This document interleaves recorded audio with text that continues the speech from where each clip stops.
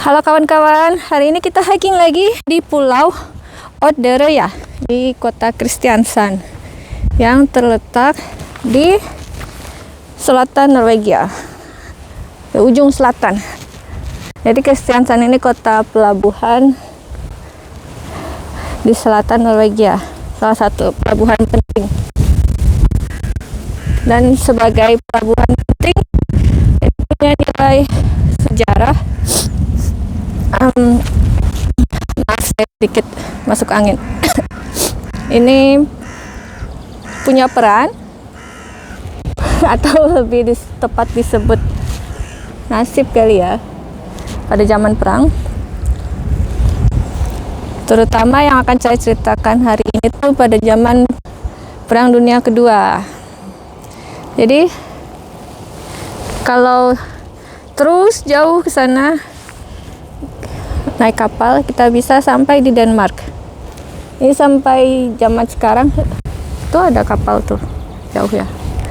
Zaman sekarang juga kita bisa jalan-jalan naik kapal nyebrang ke Denmark.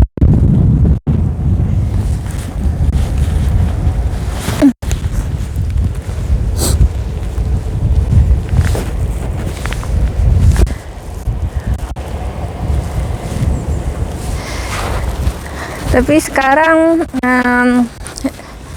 ini memang bangunan peninggalan zaman perang ya, tapi sekarang sudah digunakan oleh rakyat biasa. Dulu sempat ditutup dari 9 April 1940 sampai 1992, lupa tanggalnya. Itu dari awal Perang Dunia Kedua sampai akhir Perang Dingin. Sampai setelah Perang Dingin. Banyak sampah. Ketahuan. Di balik sana ada beberapa orang lagi duduk-duduk makan-makan, karena ini hari Jumat ya, jadi mulai banyak orang jalan-jalan. Pulau ini sekarang setahu saya udah nggak digunakan lagi untuk kegiatan militer. Jadi benar-benar udah jadi tempatnya orang jalan-jalan ya. Kita lanjutin.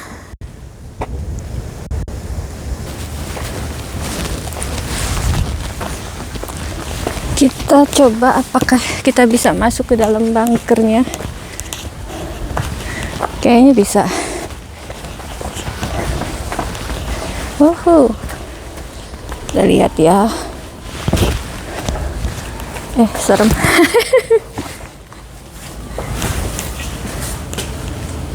Ini ya dahulu udah gelap doang nih di kamera. Ya udah, kita langsung keluar. Coba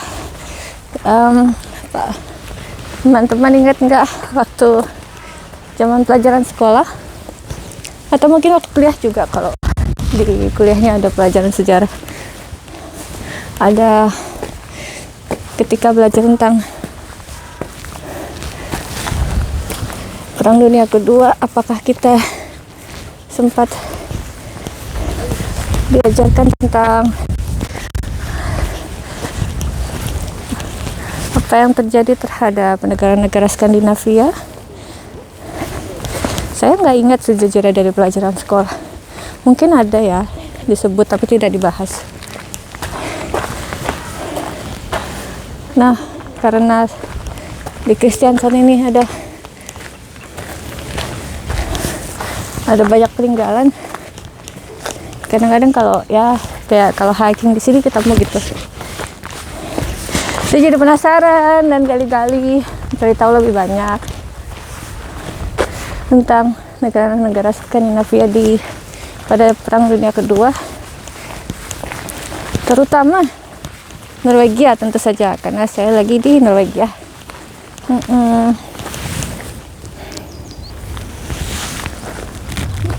Bunker yang tadi itu namanya Vester Battery, barak kiri. Dulu dia terletak di antara dua kanon, tapi sekarang kanonnya sudah dihancurkan. Dulu dari situ mereka menembaki kapal Jerman yang berusaha menyerang Norwegia. Jadi sebelum itu kita cerita sedikit dulu tentang negara-negara Skandinavia ini, bagaimana mereka berhubungan. Karena mereka ya pernah saling overlap ya, karena berada di bawah Denmark, semuanya pernah terbagi jadi Denmark dan Norwegia, Swedianya bersama-sama, hingga Norwegia berdiri sendiri mulai tahun 1905. Keluarga kerajaannya masih bersaudara, benar-benar bersaudara. Raja Norwegia yang pertama dari hitungan 1905 itu ya, dia adik ya dari Raja Denmark. Waktu itu mereka masih sama-sama pangeran. Pangeran pertama Denmark menjadi Raja Denmark, pangeran kedua Denmark menjadi Raja Norwegia. Mereka juga masih punya turunan darah dengan kerajaan Swedia dari pihak ibunya.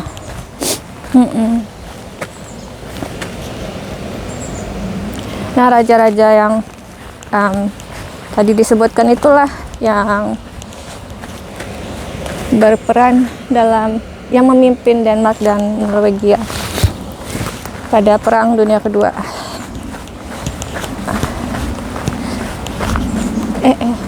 Agak serem turunnya. Matiin dulu ya.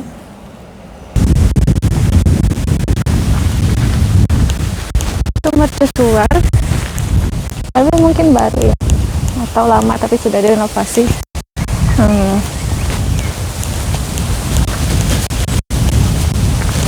Jadi pada Perang Dunia Kedua itu kan, sekarang kita biasanya dianggap dimulai pada 1 September 1939 ketika Jerman menginvasi Polandia. Beberapa hari kemudian Inggris dan Prancis menyatakan berperang melawan Jerman.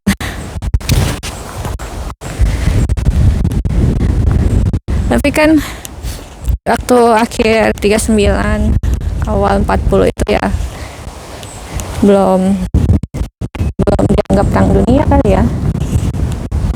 Jadi situasinya kalau ya kita coba bayangin situasinya agak berbeda pada masa itu dengan anggapan kita bahwa dari tahun ke-9 itu udah perang dunia kedua. Jadi tak lama kemudian setelah invasi, setelah Inggris dan Prancis menyatakan perang melawan Jerman, karena negara Skandinavia itu menyatakan kenetralan. Jadi 3 negara Skandinavia ini, Denmark, Norwegia, Swedia. Bahkan Denmark menandatangani fakta non-agresi dengan Jerman. Maksudnya, jadi ya lebih dari sekadar netral ya, tapi juga Jerman bikin janji supaya tidak menyerang Denmark. Dan Jerman sempat berencana untuk menjadikan Denmark itu sebagai ya mungkin bukan pangkalan, tapi kapal-kapal perangnya bisa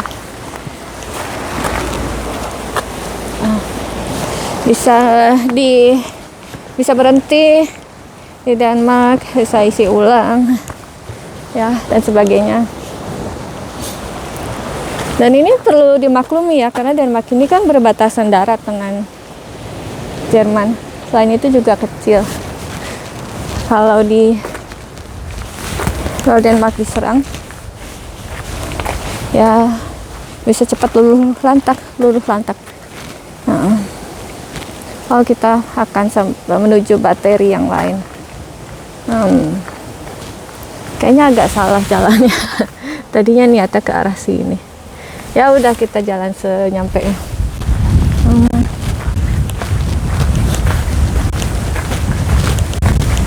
Pada awal April 1940, Hitler tadinya cuma mau invasi Norwegia karena ya tadi dengan Denmark sudah ada fakta non agresi. Ya mungkin Hitler pikir kalian lewat, lebih praktis kalau Denmark kalian diinvasi, dijajah. Jadi pada 7 atau 8 April pasukan Jerman berangkat. Pada tanggal 9 mereka melancarkan militer untuk menginvasi Denmark dan Norwegia. Swedia tidak diinvasi. Swedia berhasil mempertahankan, takdir ya. Menurut saya itu takdir aja. Berdasarkan peran dan lokasi yang Swedia punya secara geopolitik, dia tidak membuat Jerman perlu menginvasinya. Ya Allah, naik tangga.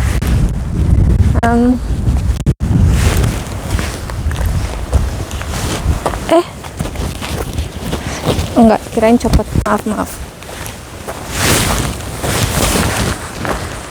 Norwegia itu diinvasi karena ya coba dilihat sendiri. Tidak saya sediakan, tapi silakan dilihat sendiri peta Norwegia di Eropa. Itu Norwegia memiliki garis pantai paling panjang se-Eropa sisi barat ya. Kayaknya se-Eropa. Memang paling panjang itu Norwegia. Jadi pada awal Perang Dunia II itu ya memang ada, mungkin Jermannya yang mengembuskan desas-desus bahwa pasukan sekutu terutama Inggris dan Prancis yang lokasinya di dekat situ mau menginvasi Norwegia supaya posisinya unggul. Karena itu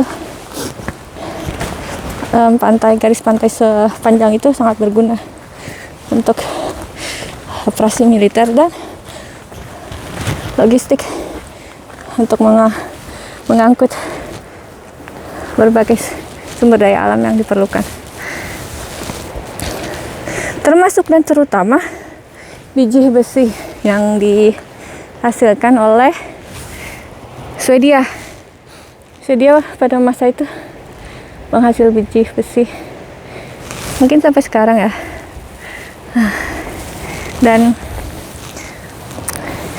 pada musim dingin biji besi ini tidak bisa ditransport, dibawa lewat selatan, lewat Laut Baltik karena beku. Sementara Laut Norwegia itu tidak beku. Ya dingin tapi tidak beku karena ada Gulf Stream. Jadi saat musim dingin pun tidak beku.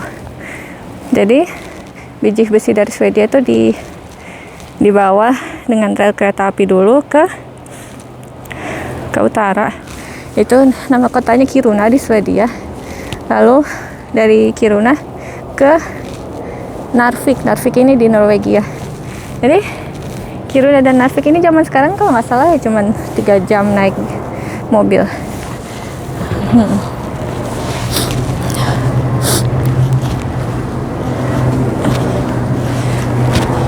Jadi Narvik itu salah satu titik yang Itu kota pelabuhan juga seperti Kristiansand. Salah satu titik yang hotspotnya ya dalam perang dunia 2, karena bisa ya sangat berguna untuk transportasi biji besi yang dihasilkan oleh Swedia.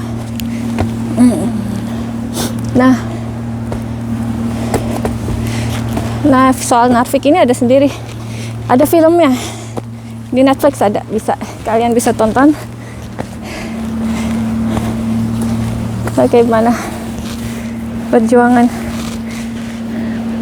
pasukan Norwegia dan sekutu di Narvik ketika operasi militer dari Jerman ini terjadi.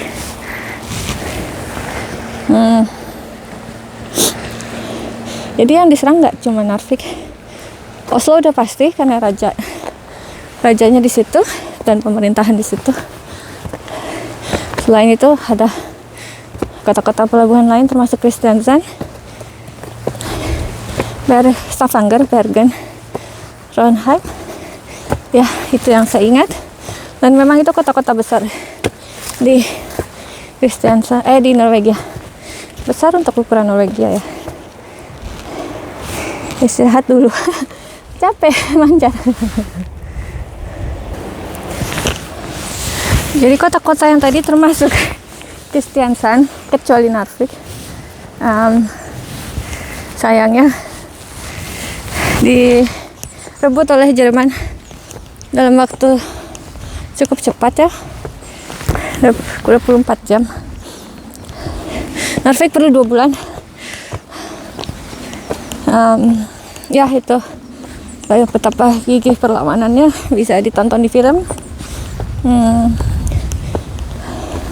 Raja di Oslo dan pemerintahan maksudnya ya, menteri ketua parlemen dan beberapa orang lain, mereka kabur dari Oslo ke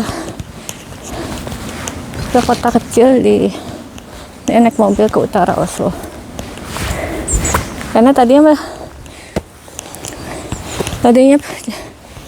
Nazi Jerman itu mau menangkap mereka, terutama raja, untuk dipaksa menyerahkan kekuasaan kepada Jerman.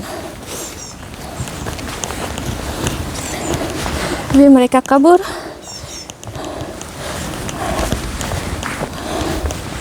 Di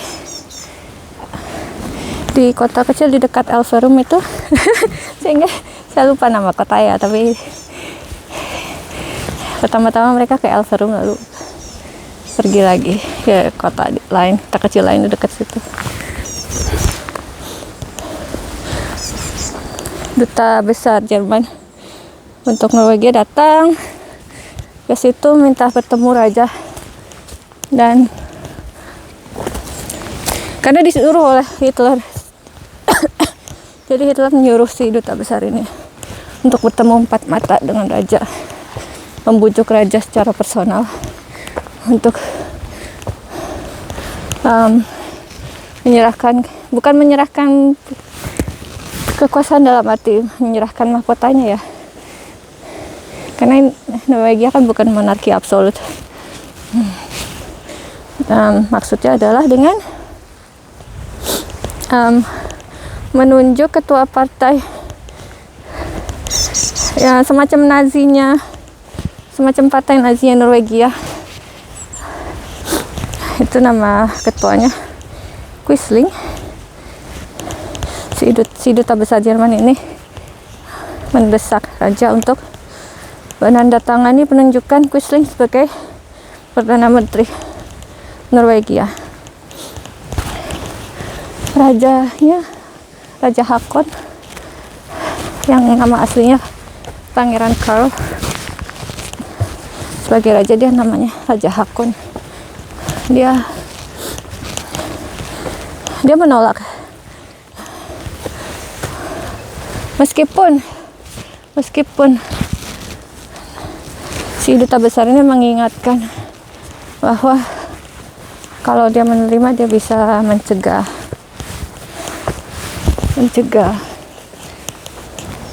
gugurnya banyak orang Norwegia.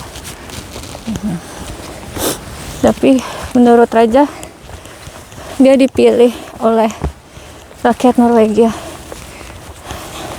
jadi dia tidak bisa mengambil keputusan yang bukan keinginan rakyat Norwegia. Ini makanya tadi saya cerita tentang asal usulnya raja ini, Raja Hakon ini. Kenapa ada raja dipilih oleh rakyat? Iya, jadi pada 1905 itu ketika Norwegia berpisah dari Swedia, jadi Norwegia masih perlu menentukan apakah mau jadi monarki konstitusional atau mau jadi republik. Kalau jadi republik kan nggak perlu ada raja.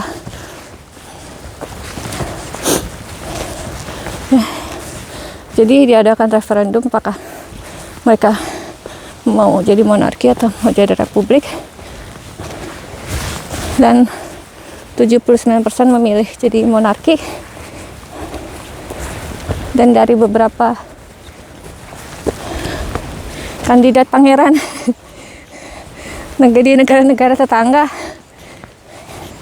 Pangeran Karl dari Denmark ini yang dipilih. Makanya dia adalah raja yang dipilih oleh rakyat. Dia memang ada keturunan dari kerajaan Norwegia zaman dahulu, sebelum bersatu dengan Denmark, dengan Swedia. Tapi ya, jadi sebenarnya biasanya dalam keadaan normal, Raja Hakon ini walaupun punya kekuatan eksekutif, dia biasanya tidak menggunakan kekuatan eksekutif itu. Biasanya dia mendukung keputusan pemerintah saja yang dipimpin oleh Perdana Menteri itu. Tapi dalam situasi ini raja menolak, dan setelah duta besar itu pulang ke Oslo, kembali ke Oslo, raja dari kota persembunyiannya itu, kota pelariannya itu, membuat broadcast siaran bahwa ya itu menyatakan bahwa dia menolak menunjuk Quisling sebagai Perdana Menteri, dan bahwa walaupun dia tidak memaksakan pilihannya kepada pemerintah, orang-orang pemerintah ini ada di sekitar dia ya ikut melarikan diri juga. Walaupun dia akan mendukung apapun keputusan pemerintah, kalau pemerintah menerima menunjuk Quisling sebagai Perdana Menteri, raja akan menyerahkan tahtanya, turun tahta maksudnya, bukan menyerahkan ya, seperti membubarkan keluarga kerajaan Norwegia yang dia pimpin sebagai patriark. Ya, jadi orang-orang pemerintahannya terharu, dan ya mereka juga menolak penunjukan Quisling sebagai Perdana Menteri.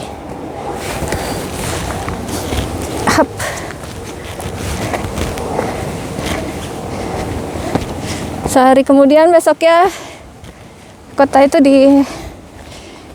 diserang dari udara, dibom dengan pesawat tempur dari Jerman. Lalu raja dan putra mahkota, ya juga orang-orang pemerintahan, kabur ke utara. Dia termasuk ke Narvik, tapi terus karena Narvik jatuh di tangan Jerman, ya lari lagi ke utara lagi, Tromsø. Dulu saya tinggal di Tromsø. Dari Tromsø mereka naik kapal ke Inggris, ke London. Kenapa ke London? Ya paling gampang, paling deket ke London dari Norwegia Utara. Selain itu juga Raja Hakon itu istrinya memang Princess of Wales. Jadi istrinya Raja Hakon ini Ratu Maud. Dia tantenya Ratu Elizabeth II yang baru meninggal 2 tahun lalu ya. Ratu Maud sendiri waktu Perang Dunia II udah nggak ada. Lalu istri dan anak-anaknya, putra mahkota udah lebih dulu melarikan diri ke Swedia karena mereka orang Swedia, maksudnya istrinya putra mahkota orang Swedia. Dan setelah itu mereka kabur ke Amerika. Mereka sekeluarga kembali ke Norwegia tahun 1945, Mei 1945 setelah Jerman kalah. Dari London, Raja Hakon memimpin government in exile, itu semacam pemerintahan dari jauh. Mungkin mirip ini ya, waktu presiden pertama kita Bung Karno memimpin Indonesia dari Yogyakarta. Yep. Tadinya tuh saya mau cerita di latar yang lebih bagus ya, tapi sejujur ya saya sedikit tersesat. Lumayan jalan-jalan di hutan.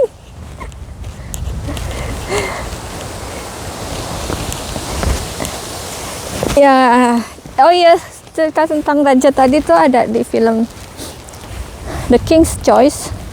Kalau bahasa Norwegianya Kongens Nei. Jadi Nei itu artinya tidak, bukan choice ya. Jadi kalau secara harfiah itu diterjemahkan The King's No. The King said no.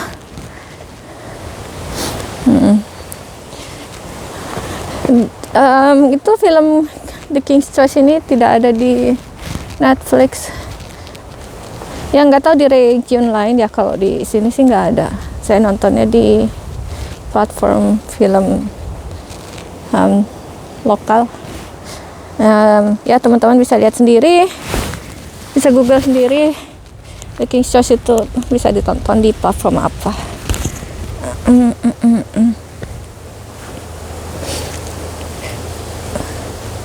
Itu filmnya The King's Choice cukup bagus untuk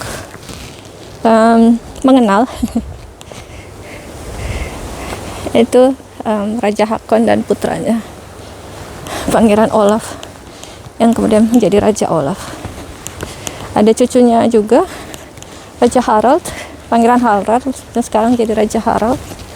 Raja Harald ini masih memerintah, udah tua, masih jadi raja di Norwegia. Tapi ya saya belum lihat. Belum. Apalah saya rakyat jelata ya, tapi sebenarnya kalau 17 Mei kita bisa ikut merayakan. 17 Mei itu kan hari nasional. Kita bisa ikut merayakan di depan istananya yang sederhana itu. Karena memang keluarga kerajaan di Norwegia citranya itu mereka sederhana. Untuk standar keluarga kerajaan ya, bukan untuk standar orang biasa.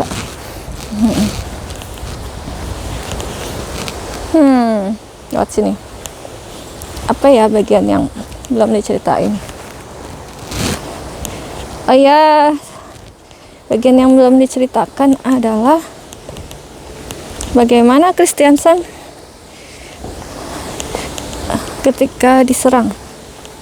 Itu ceritanya pendek aja, tapi nanti saya ceritain kalau udah nemu latar yang lain.